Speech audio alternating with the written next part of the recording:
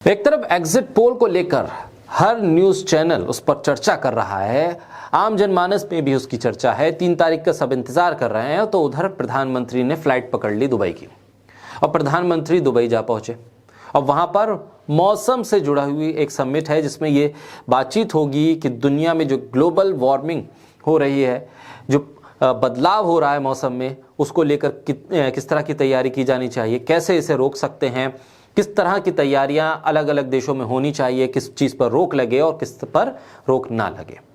इन तैयारियों और इन बातचीत के बीच में प्रधानमंत्री का स्वागत दुबई में जिस तरह से हुआ और नारे लगे, अब की बार 400 पार, तो नजर सबकी उस नारे पर अटक गई कि ये 400 पार का आंकड़ा दुबई में आखिर क्यों उसके नारे लगाए जा रहे हैं, दुबई में इसका क्या असर है और जो लोग नारे लगा रहे हैं उनकी भारत के लोकतंत्र में क्या भूमिका है।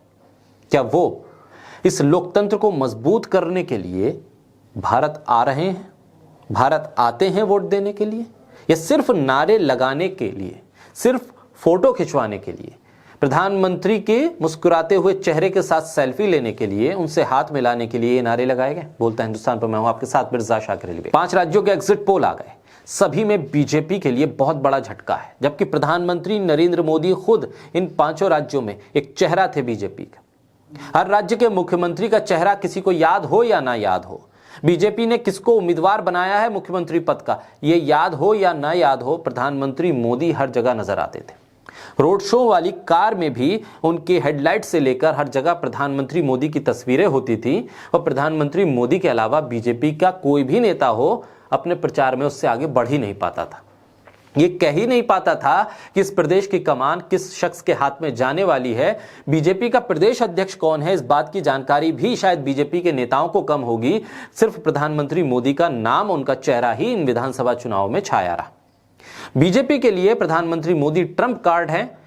बीजेपी के नेताओं को लगता है कि प्रधानमंत्री जहां जाएंगे वहां वो जीत जाएंगे, लेकिन एग्जिट पोल बता रहा है कि बीजेपी के लिए बुरी खबर है। 5 राज्यों के विधानसभा चुनाव के बाद बमुश्किल हुआ तो एक राज्य में कहीं वो सरकार बनाने की स्थिति में पहुंच पाएंगे, और जिस तरह की रिपोर्ट्स हैं और जमीनी हकीकत जो है उसके मुताबिक तो 5 राज्यों में सूपड़ा साफ होने वाला है।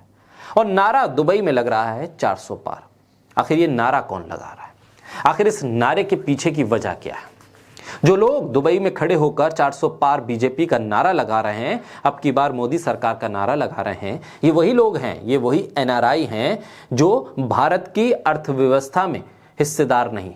ये वही लोग हैं जो भारत के स्कूलों में, यहाँ की फैक्ट्रियों में, यहाँ की कंपनियों में यहाँ पर रोजगार अपना हासिल नहीं करते हैं। ये अपने अच्छे जीवन के लिए, अपनी तरक्की के लिए, अपनी नौकरी के लिए, अपने घर परिवार को ज्यादा सुख सुविधा देने के लिए भारत छोड़कर विदेशों में जा बसे, वहां रहते हैं, वहां खाते हैं, बच्चे उनके वहीं पढ़ते हैं, लेकिन नारा लगाते हैं अब की बार मोदी सरकार 400 के पार।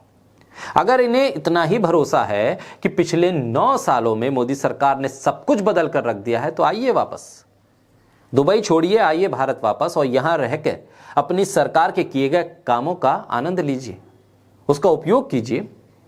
एक मुस्लिम देश में खड़े होकर और फिर वहां पर सुख सुविधाओं का तमाम तरह से आनंद लेते हुए आप नारा लगा रहे हैं अब की बार 400 पार। ये वही लोग हैं जिन्हें भारत में बढ़ते हुए सिलेंडर की कीमत का कोई असर नहीं पड़ता है। ये वही लोग हैं जिनमें वो लोग शामिल हैं जिनको भारत में पेट्रोल डीजल की बढ़ती कीमतों का कोई असर नहीं होता है। यहाँ बढ़ती हुई दाल की कीमतों का असर इन लोगों पर नहीं होगा, यहाँ खाने पीने की चीजें महंगी हो जाएं उसका असर भी इन लोगों पर नहीं होगा।